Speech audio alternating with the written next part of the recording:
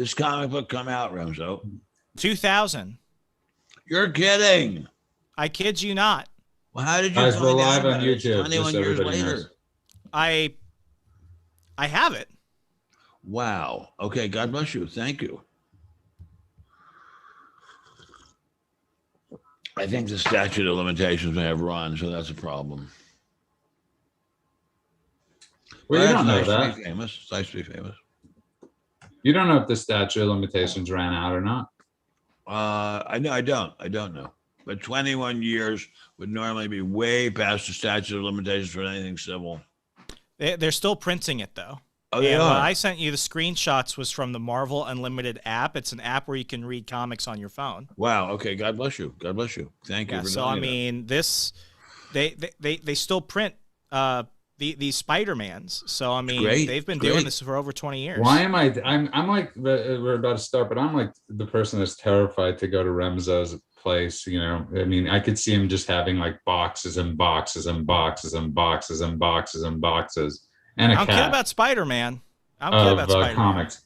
And if you just tuned in, you are listening to The World According to America's Humble Servant and America's Teacher, Benjamin Jeremy Stein, where we are joined tonight by W93.1 WIBC, BAM, the future of conservative talk radio.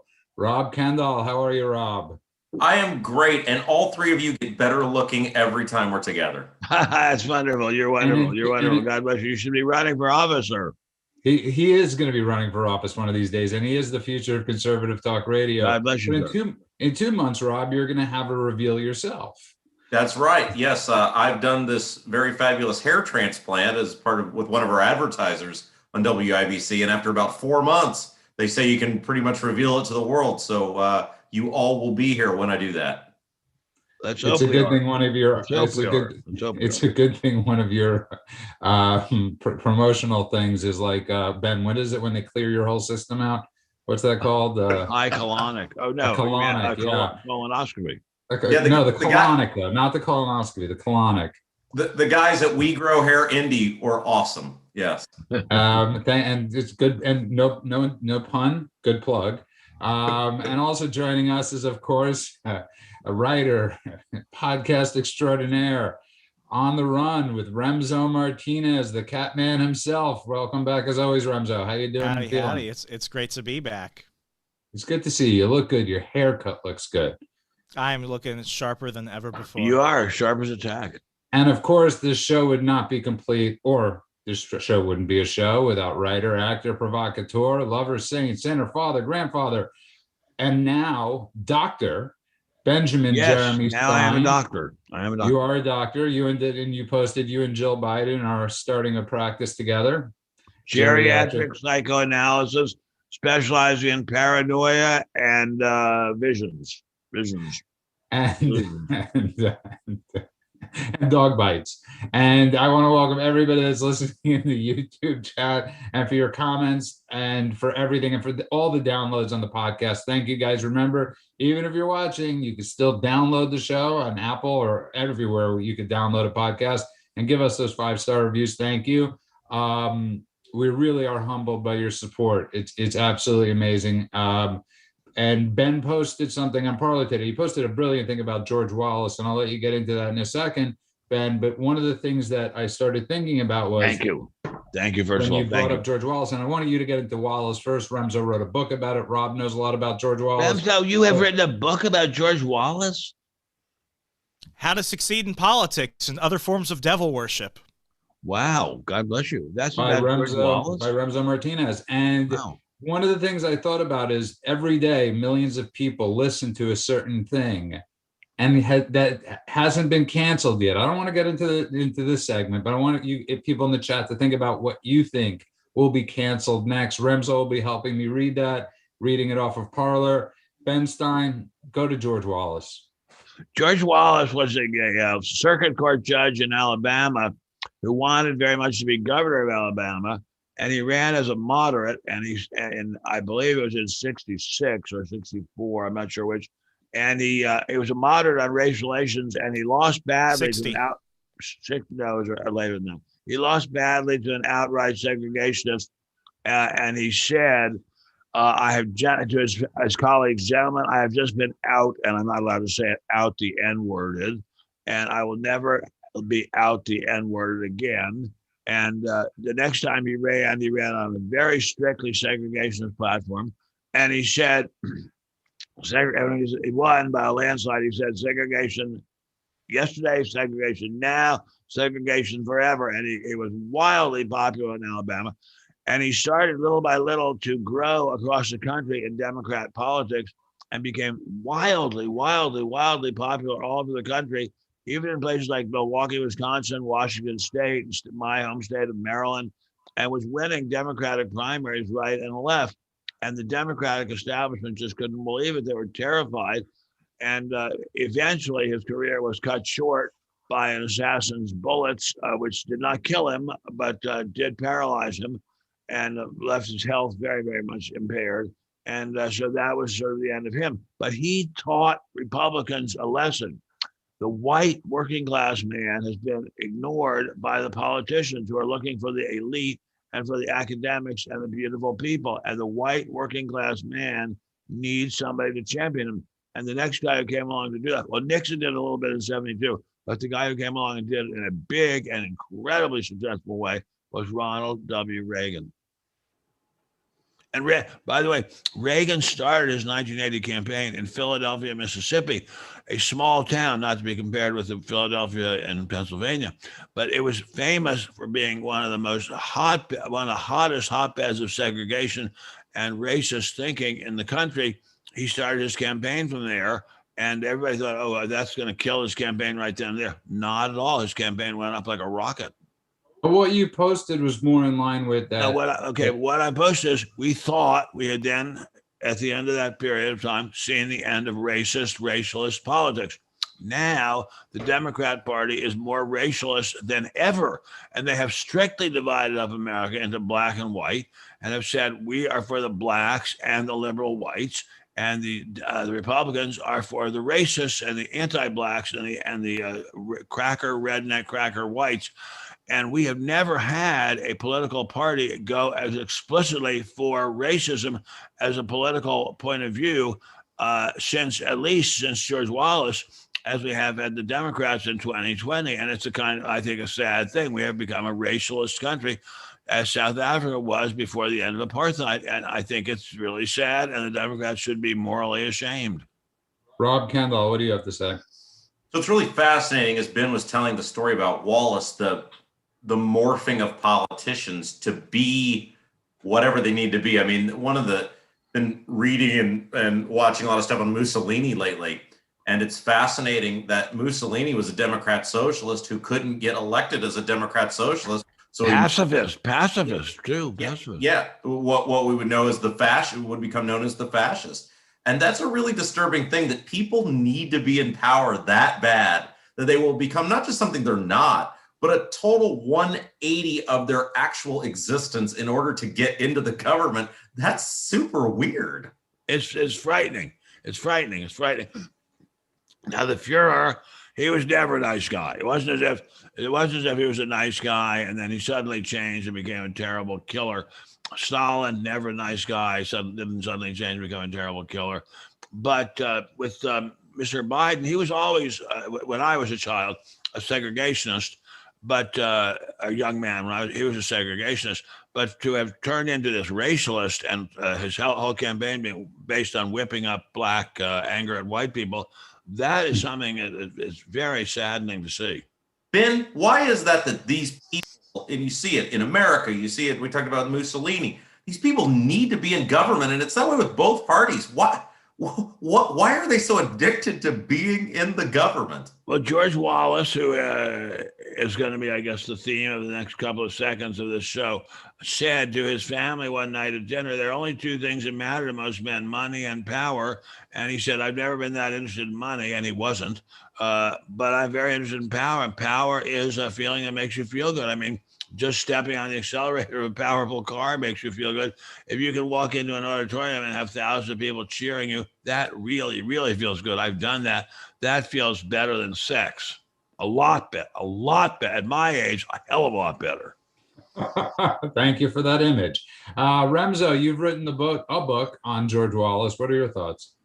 Yeah, so Rob touched on it a second ago. Why are these people willing to morph that way? That was why I went ahead and titled the book the way I did. How to Succeed in Politics and Other Forms of Devil Worship. And the question posed to the reader is, what are you willing to do to succeed? And are you willing to do everything and anything to succeed if you lose your soul in the process? And you know, I try and take a dark comedy approach to telling the life of Wallace, because really I think it's a Shakespearean tragedy when you look at his entire life. Very much so. Very much so. But one of my favorite stories, and I mentioned this in the book, you can grab it wherever you can find stuff on Al Gore's Amazing. I'll buy it the minute I get up off I will sign it and send it to you, Ben. Don't worry about that. Sure.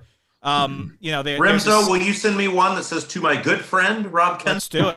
Let's do it. Send me your addresses after this. No, really, I've got these books. Thanks to COVID, I was supposed to go around Virginia, D.C., and Maryland in 2020, and all my book signings got canceled. So I got to get rid of them. Trust me. But there's a scene. I think he was in New York at the time. This is when he was running in 1968 as an independent candidate.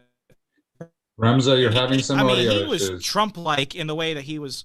I can't fix it. So there's this thing about him. He was able to really get these warehouses and these stadiums and these venues just full of people. And much like Trump, he had this dire hatred for the media. So what he did at this one rally was he went ahead and corralled off all the reporters and all the cameramen in the middle.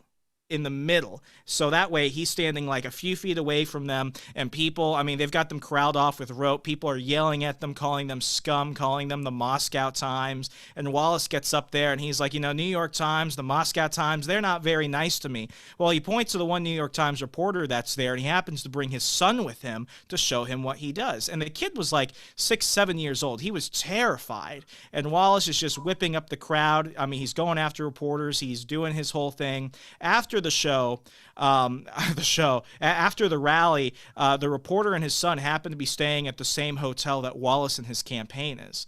And as him and his son are about to retire for the day, they hear a knock on their door, and the guy goes over and he opens it up, and it's Wallace's chief of staff, Tom Turnipseed. And he's like, hey, not Tom Turnipseed. Tom Turnipseed. That was it. Tom Turnipseed. Yeah, Tom Turnipseed. And he's like, excuse me, the governor would like to speak with you. And the guy is like, okay. And he's like, oh, by the way, bring your son. So they go up to the presidential suite, and like something out of a horror film, they walk into the room, and Wallace is sitting in the corner on a rocking chair, just kind of sitting there. And he looks at the boy, and he's like, son, come over here. The kid walks over to him. He's like, Dad, can I go? And he's like, yeah, just go over to him. Wallace picks up the kid, puts him on his lap, and he's like, son, all those things I was saying about your daddy, don't you listen to none of that. That's just politics.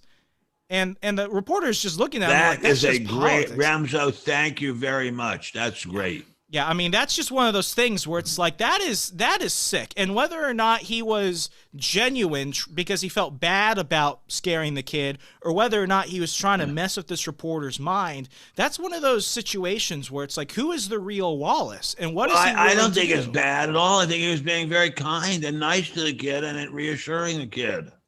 What would be bad about it? What's bad is he's willing to do it either way.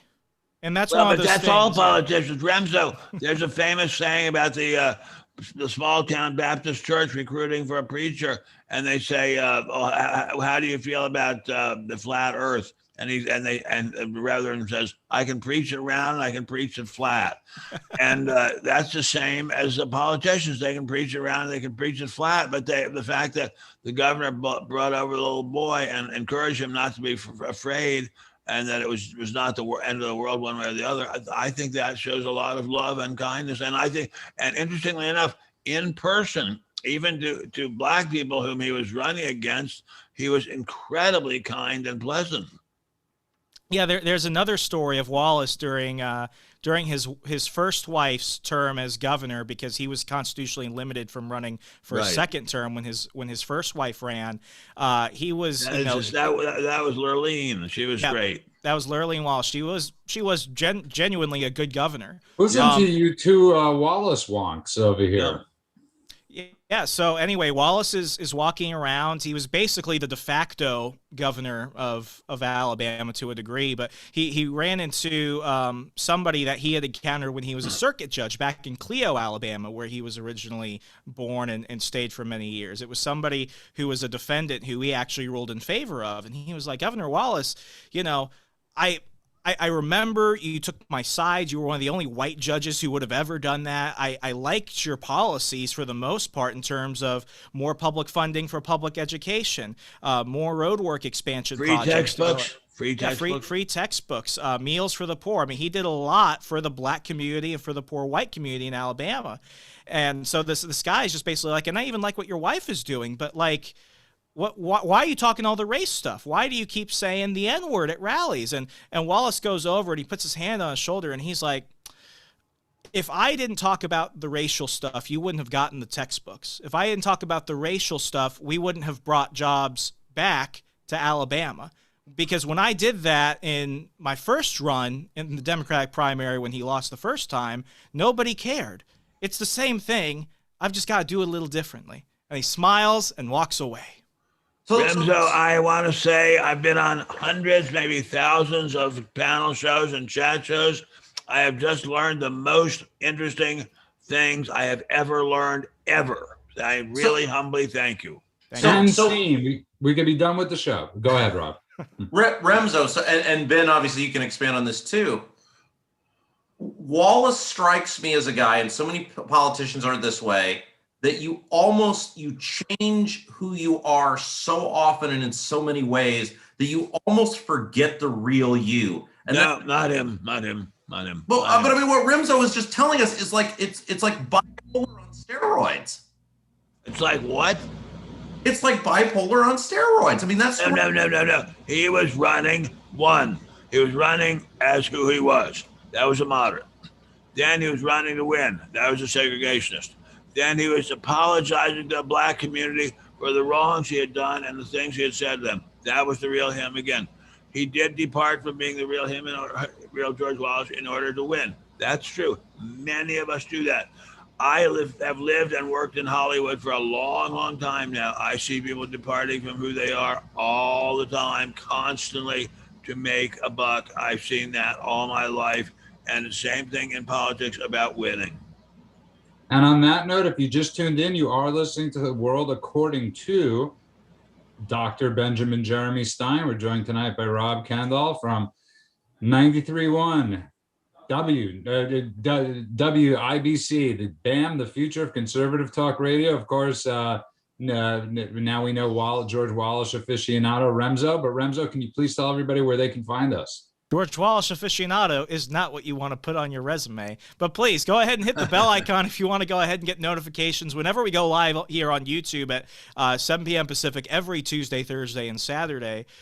Go ahead and find the audio version if you missed the live show over at Apple Podcasts, Stitcher, Google Play, Audible, wherever you can find podcasts online. And please leave us a 5-star rating and review. Lets people know the fun we're having, the conversations that are setting forth, and helps us grow the Ben Stein Nation. If you need a little bit more Ben in your life, get Ben's newsletter several times a week at benstein.substack.com. That's benstein.substack.com. Welcome back to The World According to Ben Stein. I so appreciate that, Remzo. It gives me a few seconds.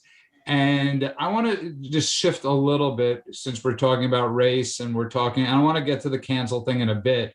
But Ben, you were talking earlier this week about the Markle debacle and with the Royals, and I have no horse in the Royal race. I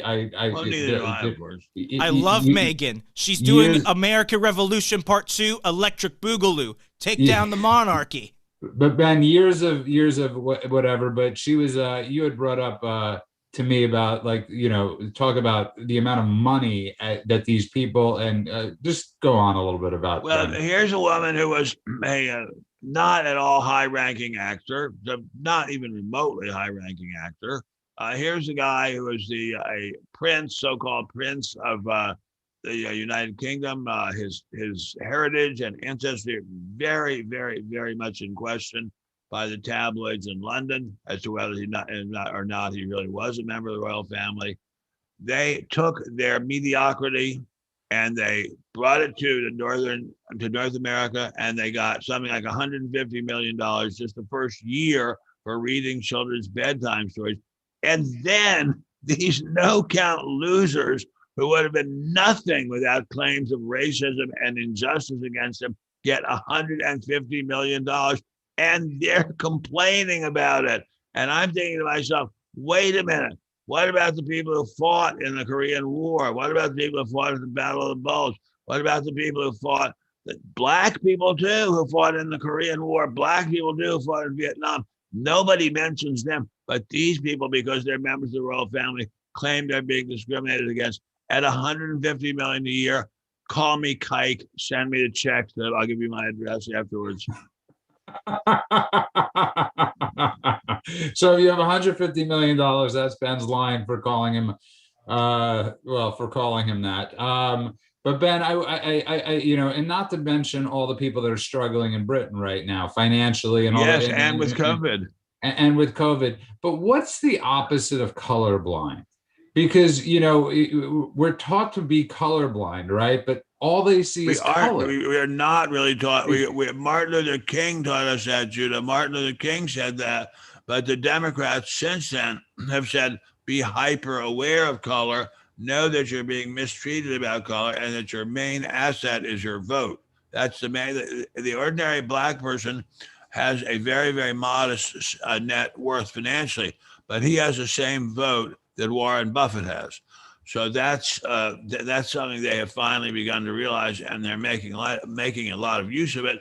And the Democrats are making use of it too, but the Democrats are hyper racialist. And Pierce Morgan actually he quit today. I mean, I guess he was Tell us about that, Judah, because I just got to skim that story. Tell me that story, please. Well, he quit, I guess, because either he was being forced out or because he thinks I think actually he just had it. I mean, for a guy like him, he's a very proud, English person. He loves the kingdom. He loves what it stands for, and he doesn't enjoy how it's being disgraced. And so he made a decision to, step out of the arena, because I don't think you could control yourself if you have that sort of love for something and you see these two sort of grifters ruining. Grifters is perfect. So and there's another story following up. I don't know if you saw it just late this afternoon, Judah, and also my other dear friends, that the royal photographer who's known the royal family forever said that Prince Harry had been a really likable guy and everybody enjoyed being with him until Meghan came into his life, and then he became a righteous bastard, wouldn't talk to any of them, was condescending and mean to them. Gosh, I wonder if there's any coincidence between those two events. Rob, have your callers been bringing this up or talking about it at all? So this is fascinating because I don't care about this at all. But one of the challenges of my job is recognizing that tens of millions of people in this country watch this thing. So you have to figure out a way to talk about this intelligently. My point of this is Prince Harry once went as a Nazi to a Halloween party. Yes. Nazi stormtrooper. Yes. So you don't get to get on your moral woke high horse when you saw nothing wrong about going as a Nazi. Especially in England, where people were being bombed and they were losing 10,000 people a month in civilians to German bombing. And this idea, this totally out of touch thing where he's talking in that interview about, we had nothing to live on but my mother's inheritance. It was like $1 billion. Your mother was Princess Di. That's like John F. Kennedy Jr. saying, I have nothing to live on but Onassis money and Kennedy money. Yeah, exactly. I think they come up just super bad. Horribly. And who's defending him? Oprah Winfrey, who is herself a fantastically rich person. Various other entertainers, mostly African-American freedom fighters, who are themselves fantastically rich. What about the ordinary person who's working for a living and trying to make a buck and trying to feed his wife and family? And these people come along and they're whining and bitching. It's incredible. They spent $32 million on their damn wedding. 32. And now I know Britain made a lot of money from the wedding, but they had a wedding that cost $32 million. And she said she never felt accepted. Well, what would have been acceptable? $100 million wedding? You get all the jewels. What would it have been, Remzo? I know I don't know what your thoughts on this. I've never, like Rob, have been enamored by the royals, but I'm sort of enamored by this, by that people buy into their chutzpah, their unbelievable frigging chutzpah. Yeah. Here. Sorry. Remzo, you don't want to talk about this at all? Your audio is down? Do sign language. Do sign. Are you still? But Ben, they did that. Wow. Okay. But Ben, I got to be honest with you. I think the people that what Rob was talking about if I didn't watch the interview, I've seen clips like I would imagine most of us have seen. I tend to always notice I don't believe people when they pause. I just realized I was muted the entire time. Keep it like God. That was my fault. That was my fault. If I could just say real fast, I'm just super happy. Megan, keep doing what you're doing. Bring down the whole royal family. I'm loving it. This is the American Revolution Part 2. It's beautiful. But what is England without the monarchy? What are they? They're just a second level industrial power. What are they without the monarchy? I don't like welfare. And what is the royal family except a welfare family? Well, that's true. That's true. But they have a mystique about them. But what is England or UK without the royal family? I mean, I have a very smart friend who said they should abolish the monarchy. What's left if they abolish the monarchy? Then what are they? I've always asked that, by the way, Ben, and you're the economist here. What exactly do they bring? I mean, have anybody in this panel ever said, I'm going to buy that British TV? There's a new British, stereo system I'm dying to buy. Well, people say they used to say they would buy the Jaguar, but I think that's now owned by some people a little farther east than England. People used to say they would buy the British hunting rifles. I don't think they say that anymore. I don't know what people buy as made in England, but England is a very rich country, but nothing like, say, Germany, France, United States, Japan. The royals are their big business. Their tourist attractions are huge business in the United Kingdom. Huge. So the other thing that's interesting to me about their story is you're led to believe that they're a bunch of racists. I know. It's great. The Queen of England, the Queen of England has been queen longer than my father has been alive, has no power whatsoever. Charles is a raging racist. And the crazy thing is, especially if you've watched this new series out, The Crown, and so I've watched it and I've tried to do some research on some of the things they allege in there. These people for generations have been underhanded, seedy scumbags, but the understand is they all protect each other. I mean, the thing when George became king during World War II, his brother Edward was just a horrific. He was a Nazi. He was a Nazi. Yeah, he's a Nazi. Yeah. So you're led to believe that for generations they've protected each other. Once you're in that thing, no matter what you are, you get protected. But they just drew the line with her. I mean, it's just ridiculous. Nobody's talking about Prince Andrew. Money. Sorry, go ahead. I'm sorry. Nobody's talking about Prince Andrew this entire time. Where is that guy? And I think there's a sister who's missing too. He's on an island, but the amazing thing about all this is the grifters. That's right. The grifters got caught by a grift. Yeah. It's sort of like they it's fun. They probably saw this coming. They just didn't know how to stop it because a grifter could always tell another grifter.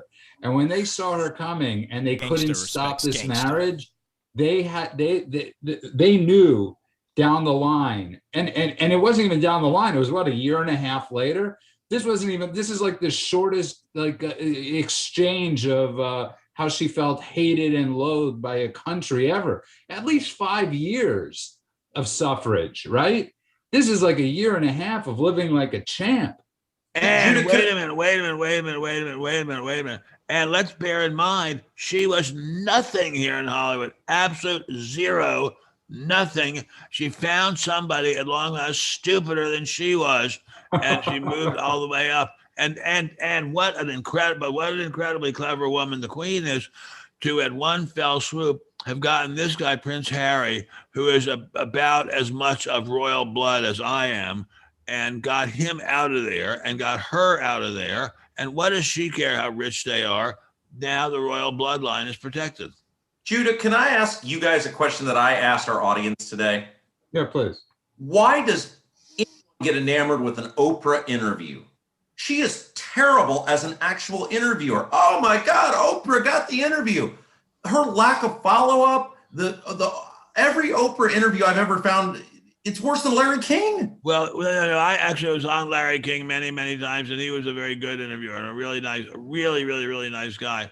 Let's see, can we figure out why people are bowing scrapes to Oprah? Let's see if we really work out if we can figure it out. Maybe in a few years. No, he actually does it. No, I out. know what he's saying about Larry King. Larry King catered to everybody. That was his job. Larry King wasn't meant to be. It's like if he had a Democrat on one night, he'd be like, "Oh, so I love the Democratic Party like you." And then if he had a Republican on the next night, he'd be like, "Oh, isn't Reagan great?" You know, that was just Larry King and who he was. You watched him for that sort of enjoyment. He was never meant to be in depth like Oprah is trying to claim to be on these interviews.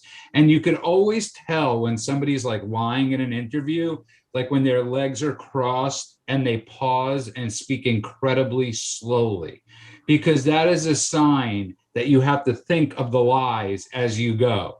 Okay, because anybody that is in a situation, we're all talking, we're all speaking fast or loud. What is this with the slow pausing and the slow thing? Do you think Harry and Meghan look smarter? You look more like grifters and liars. But that's just me, my humble opinion, Ben. I think your humble opinion is shared by a great many people, and the fact that people are fascinated by them is amazing. It's just incredible. It's a sign of how sad many people's lives are. I mean, it's really sad. That's what it comes down to. And if you just tuned in, you are listening to The World According to Ben Stein. We're joined tonight by Rob Kendall from 93.1 WIBC, BAM, the future of conservative talk radio, and all-around entrepreneur Remzo Martinez. Remzo, please tell people where they can find George us. Wallace expert. And George Wallace expert. On Amazon, folks. Remso fact of the day: if the mute button is red, that means it's on during the show. But please, so you don't miss anything, go ahead and click the bell icon above so you get notifications here on YouTube whenever we go live every Tuesday, Thursday, and Saturday. And please, we broke 100 5-star reviews on Apple Podcasts within just a couple of weeks. We're going to break 200 before we even realize it. Please keep it coming. Let's people know the fun we're having, the conversations we're, getting to jump into each and every week, and it expands the audience so that way we can have more fun across the nation. Global domination. Please go ahead and make sure you get more Ben Stein in your life. Subscribe to the Ben Stein newsletter at benstein.substack.com. That's benstein.substack.com. Welcome back, everybody, to The World According to Ben Stein. I love how you do that. When are we going to get to the book burning? We're getting to it right now, and Okay. We're going to get back to it. But of course, we're joined by Dr. Benjamin Jeremy Stein, the doctor. I do not accept Medicare, by the way. You're as much of you and Dr. Dre and the other Dr. Dre. But at the beginning of the show, we were talking about George Wallace and not the comedian George Wallace, who's very funny. Very funny. Very, very funny. But we were talking about George Wallace, and when you sent me that post and we posted it, I couldn't help but think, and I started to think about, George Wallace in Alabama and Leonard Skinner and people getting canceled and Sweet Home Alabama. And a lot of people don't really, millions of people listen to Sweet Home Alabama every day and don't realize what the song is about. That's what's really comical about that song. They're singing in Birmingham, We Love the Governor, George Wallace. They're singing about Watergate, Ben, and they're singing about all these things, and they don't realize. And I'm scared to death that a song like Sweet Home Alabama is next on the list. I hope not, but try. In Watergate, they love the governor. In Birmingham, they love the governor. Now, the fact is that Birmingham's a big industrial steel city. Used to be the second biggest steel city after Pittsburgh. Those are white working class men who work with their hands and backs. Those are strong guys. They love George Wallace. They loved him. At Tuscaloosa or other places where there are universities, they didn't love him as much. But in Birmingham, they loved the governor. Now, we all did what we could do. Now, Watergate does not bother me. they're saying what I've been saying forever. There's nothing to Watergate. It was just a media scam. It was a media magic trick. And the sweetheart Leonard Skinner said it out loud. Millions, tens of millions, hundreds of millions heard it. Did they understand it? I don't know, but I do. No, but my point being is, with the second they start dissecting that song, I mean, they took 2 movies off Disney today. They didn't take them off Disney, but it was Peter Pan, I think, was one, and it was something else that they removed, Rob, from the children's section. And it almost scares me. Like, you're a Hoosier, and Bobby Knight. It it almost scares me that they're going to start banning Indiana Hoosier Hoosier clips. I mean, because what's next? It's a really frightening place we're going. We got into this, I guess this was last week, about this Chris Harrison, I think is the guy's name. He's the host of The Bachelor. And one of the contestants on The Bachelor went to one of these antebellum parties where they wear the poofy dresses. It wasn't like she was at a party where there were Confederate flags everywhere, or the South should rise again, or anything like that. She just went to an antebellum party. Now, keep in mind, the women on the show are competing to end up with an African-American gentleman. So clearly, if you're a raging racist, you're not competing on The Bachelor this year. But she goes on the show, so people start, to this party, the photo surface of her wearing this dress, people start coming after her. And the guy that's the host of The Bachelor comes out and goes, wait a second. I know this girl. Everybody on the show knows this girl. She's a really sweet girl. Maybe we're over-exaggerating. Well, then the cancel culture mob comes for this guy. And instead of doing what's right and saying, I didn't say anything wrong, you people need to get a life, he breaks down and he's apologizing left and right. And he's on an apology tour to where he's on, like, with Michael Strahan apologizing. I mean, it's ridiculous. And these people who apologize are part of the problem. If you did wrong, don't apologize. This is precise Stalinism and precise Orwellianism, in which if you do something that the thought police and the Ministry of Truth, which is like the Gestapo, finds out about and doesn't like, or even if they do like it, not only are you forced to confess, but you're forced to go out on the video tube and video screen and apologize for it. You have to apologize. That this is when we're entering real Bolshevist, National Socialist, White People's Party terrain. No, and you brought up a book, right? So it's Orwell that could be canceled next. Nobody is safe in this form of woke cancel culture, and that's what boggles my mind is that the left who's doing this doesn't realize they're canceling themselves. I mean, eventually at a certain point, Ben, you who used to work for Norman Lear, All in the Family's got to be next. Oh yeah, All in the Family and the Jeffersons. The Jeffersons. Long ago, when I wrote a column for the Wall Street Journal about popular culture, I wrote about how the Jeffersons seemed to me to be making fun of uppity Black people, as some people would have called them. Nobody minds. The show is an enormous hit, and it's a great show. But now that show couldn't conceivably be made. It could not conceivably be considered condescending and mocking towards Black people. And I mean, where does, as Judith so aptly says, where does it end? Free speech means free speech. It doesn't mean free speech according to what those morons at the Black Lives Matter say is free speech. It's free speech, meaning it's up to each person. And somebody in the chat is like saying we're chasing ghosts by talking about this. No, we're not. I was at my friend's house yesterday, and he's got like a couple kids. He's got one that's 4 and one I think that's 6, and we were looking at his kids, going, what are we bringing? What are they going to be in 16 years? What kind of country are they going to be living in 16 years if we don't figure out a way to fight back against this, like you said, Stalinism? I mean, this absolute, because this is just a start. It's like I've spoken, it's like a beta test. How much could we start to cancel before people, and I don't know, Remzo, where, you're into comic books, which have become extremely PC now, right? Which is never the case with comics. It's hit your land. Yeah, I mean, some people say that, politics and culture shouldn't be in the stories. I mean, comic books have always been a sometimes an explicitly Makes political sense. medium in terms of communication and popular culture. But recently, they've just taken such a giant turn with like Marvel Comics. Marvel editorial for the past 10 years has been absolutely dreadful. DC Comics had to fire half their writers because they were writing these woke SJW comics that weren't selling. But just to touch on two things. One, the song we mentioned earlier remind me of another part in my book. The Bob Dylan song, "The Times They Are Changin'." That's about George Wallace.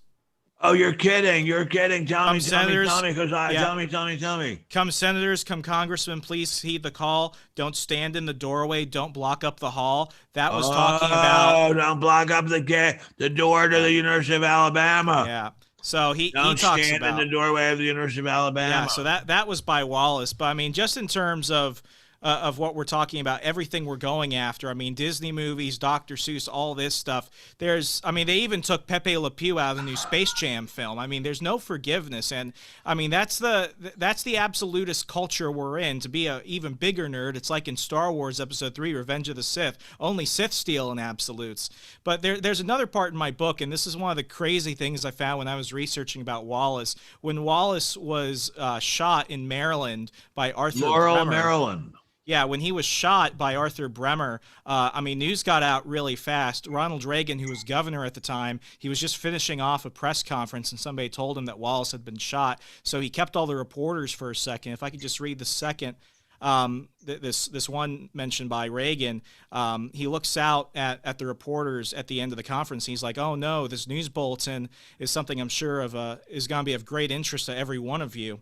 It's been passed down to me by my secretary, by the Associated Press, and the UPI report that Governor George Wallace has been shot during an appearance in Laurel, Maryland, and he was taken to the hospital by ambulance. There are no further details yet. Well, this gives me a chance, and I don't suppose there's any questions anymore about any questions, but this is again something that we've been talking about. We've had so many tragedies over the last several years. He's talking about the assassination of Bobby Kennedy and MLK. In this area of political candidates and office holders of this kind, and isn't this an outgrowth of the hatred of what seems to be injected? What has been in the past has been normal competition and normal rivalry, and certainly election year emotionalism and all, but if something is to be done about this kind of tragedy for everyone, isn't it necessary that all of us review our own attitude and say, yes, it is possible for men and women of goodwill to differ, to have opposing viewpoints, to discuss and debate them, and perhaps never come to agreement on them. As God is in heaven, do we have to hate each other to the point where people with less balance are stimulated to deeds of this kind? No one gives speeches like that anymore. No one did that when Rand Paul and a bunch of Republican senators were almost shot up by a Bernie Sanders supporter.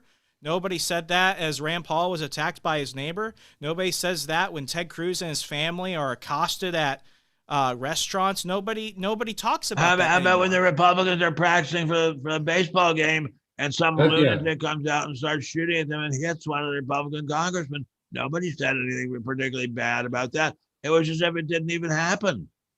Yeah, nobody would give a speech like that now. Well, we're living in a world in which there are different classes of people. The Republicans are entitled to no sympathy. Conservatives are entitled to no sympathy. And blacks and left-wingers and whites, and especially people of fluid gender, are entitled to all the sympathy. So we don't live in a world where people are equal anymore. Certain people have more rights under the law than other people do, and it's just an outrage. Yeah, I mean, Reagan and Wallace at the time. Nothing about it. Nothing. Yeah, I mean, Reagan and Wallace at the time, they didn't even like each other. But Reagan is still going out of his way to say, this is screwed up. So, Ben, here's my question for you. How do we navigate these waters? Because I really think that's the question that we have to all, come to terms with and come to grips with. Rob has a radio show every day. Remzo does his stuff. And Ben, you're at every day. But how do we, and it's obviously the no apologizing is step one, right? Step one is no apologizing. Ben, what is step two to navigating these waters? Step two is turning your life and your will over to God and saying, how would I think that God would feel about me telling people to hate my neighbors because they're white? Example, on the internet this afternoon, there was a story about a group of people from that those horrible Black Lives Matter entities screaming at a group of young girls who are going out for cheerleading championship or cheerleading practice or something entirely because they're white. Hadn't done anything at all questionable or bad. Just because they're white, they're being cursed at, screamed at by very large Black women with megaphones. This is insanity. This is right out of Nazi Germany's playbook. How do we get around? What's the next step? We pray for them and we pray for ourselves, and we don't let our children go out to those places unaccompanied. And we stand up to these people, and we go to the sheriff or the deputy or the police chief and say, we want guards next time when these people are assaulting, and I'm a lawyer as well as a doctor, when you're shouting at someone and calling her a name and threatening her, that's an assault. So that those people should be able to be imprisoned. But Ben, that's also more on the pacifist side. How do we, Rob? I'm asking, how do we fight back against this sort of mob mentality? Not going to do with violence. No. Well, so we've been talking about this a lot because it used to be it was pretty simple on the radio. There's like 7 things you can't say. Don't say those 7 things, you'll be fine. Now it's a lot different, and I think the My Pillow guy is a great example. You know, was it Nathan Hale? My only regret is I have but one life to give for my country. People are going to be willing to lose things to try to get this country back, and the My Pillow guy is a great example. He was willing to lose millions of dollars for his political beliefs, for his beliefs about this country. And in the case of talk radio, look, they're going to come for it because it's sort of the last bastion of free thought that the liberals haven't totally cannibalized. And so in our business, it's going to come. Are you willing to stand up? Are you willing to continue to speak your mind? And if you haven't done or said anything wrong, are you willing to go to the mat for it? Great point. Beautifully put. But how do we go to the mat? I think we keep saying it and saying it and saying it. But bear in mind, when Martin Luther King started up his crusade, the big powers in the media were already on his side. We don't have any big powers in the media on our side, except for some people, not even all of them, at Fox News and some wonderful people at Newsmax. Let's ask ourselves, is there anybody we can try to persuade in the big media? Probably not. But if we can't, then we've got to just redouble our efforts in the small spaces we have, like this one. I think Rob brought up a great point, is how much are we willing to lose and risk for what we stand for? And I think that's like you brought up Mike Lindell. There are a lot of people that have lost a lot. Everybody that went to work for the Trump administration lost a lot, and they gave up a lot. And a lot of them will never work at their chosen professions again. But on that note, if you just tuned in, you are listening to The World According to Ben Stein. Remzo, please tell people where they can find us.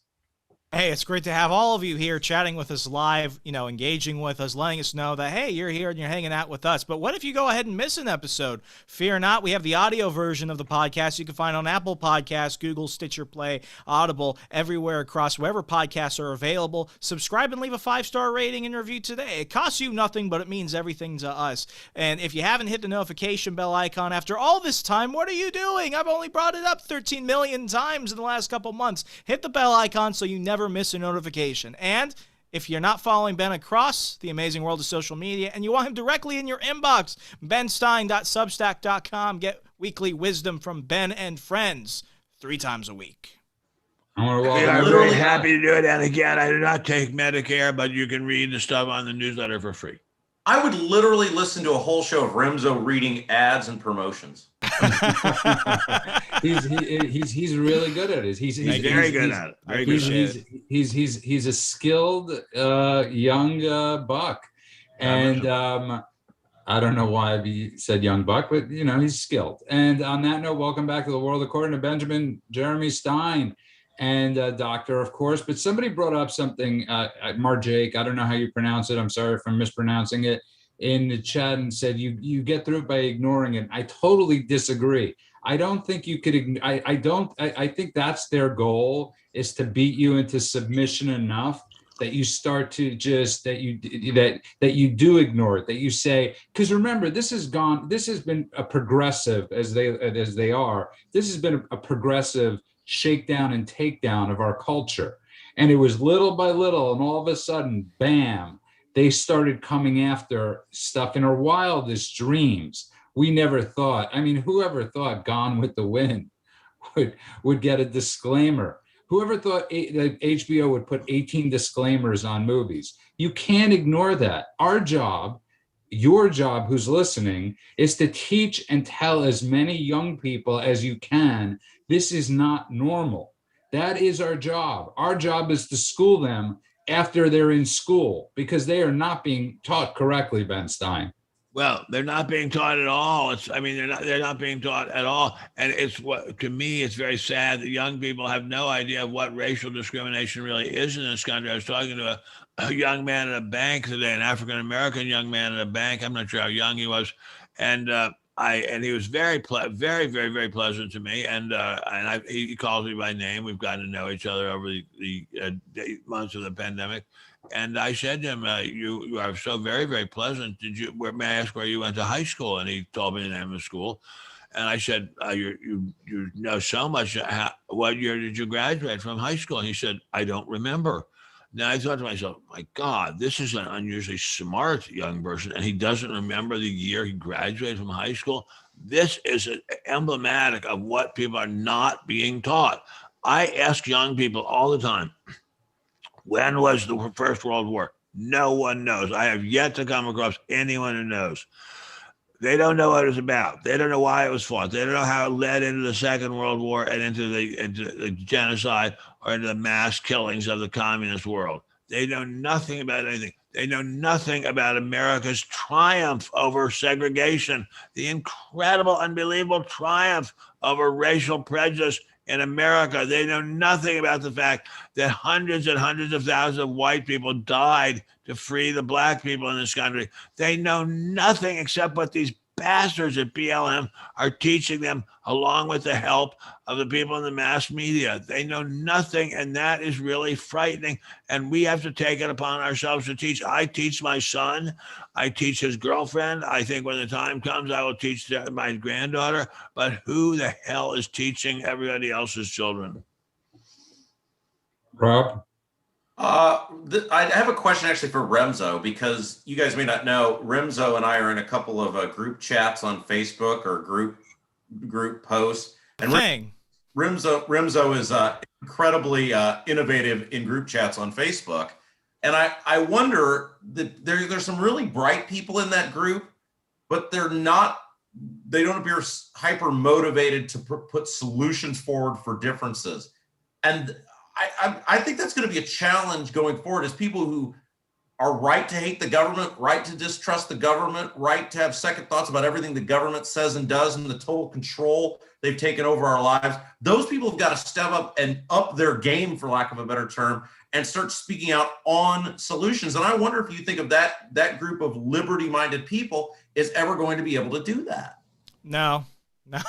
I mean, work is hard and bitching is easy. And I mean, really, I consider myself a product of what I really think is the punk rock element of the conservative movement, the Andrew Breitbarts, the Steven Crowders at the time. I talk about in my first book, Stay Away from the Libertarians.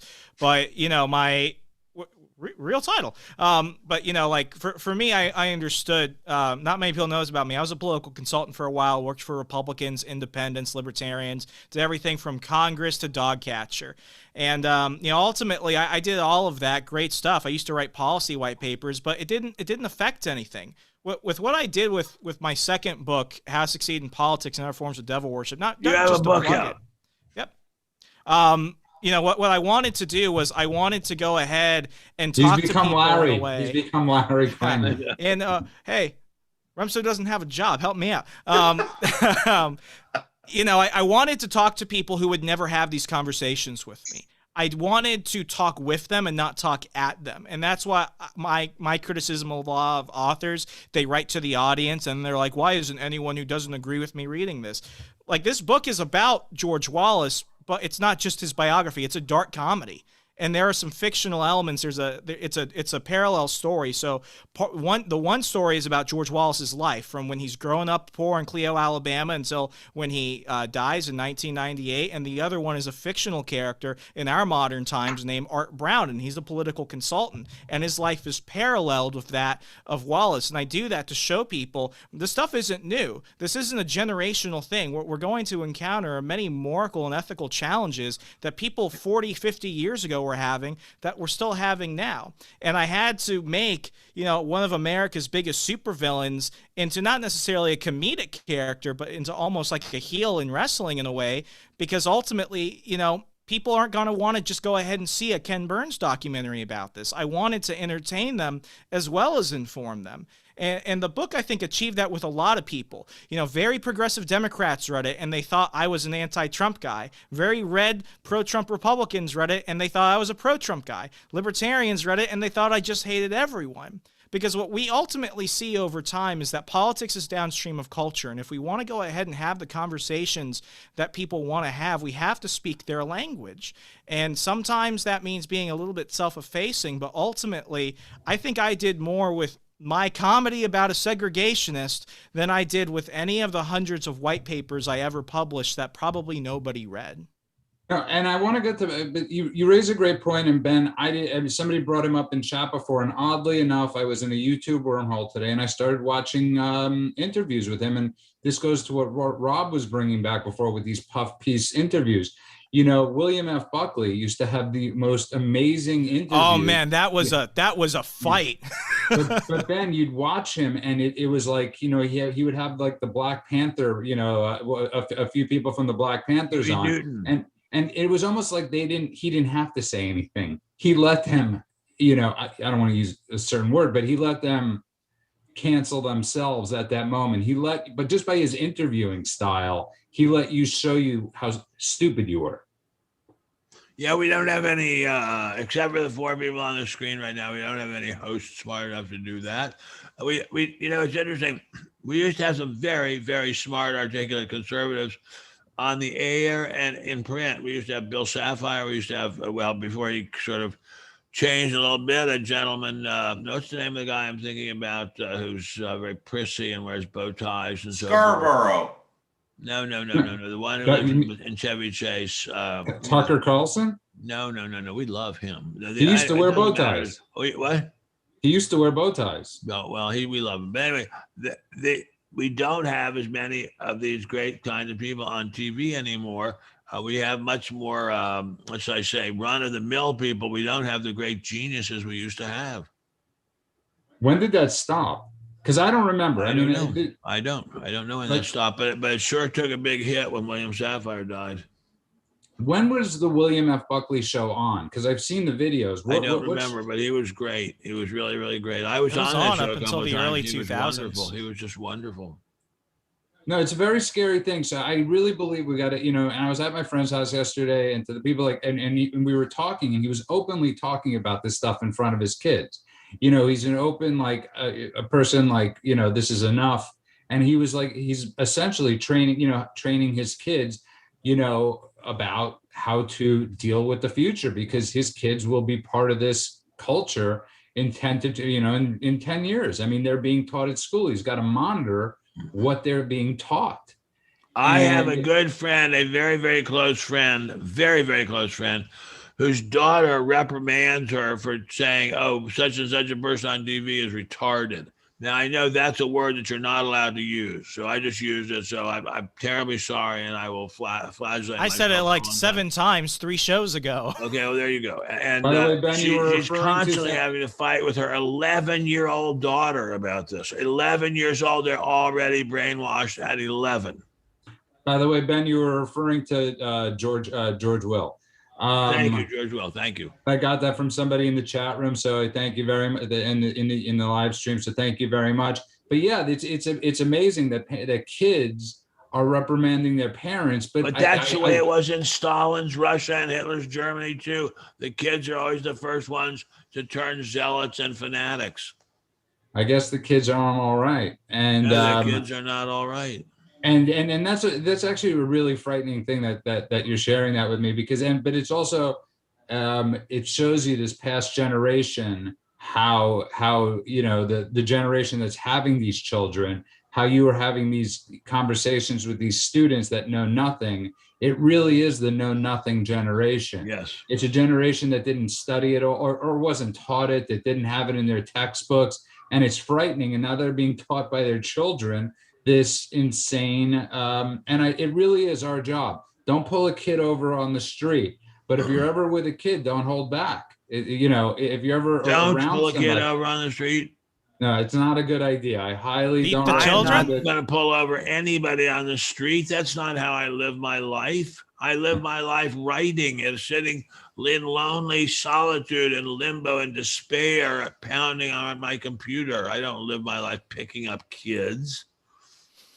On that note, I want to thank everybody that's been listening in the YouTube chat, and I want to thank everybody that's downloaded all our episodes. Remember, please, even if you listen to us live on YouTube, go download the podcast. Rob, tell everybody where they could find you, because I know you could stream your show, so please tell people where they could stream you.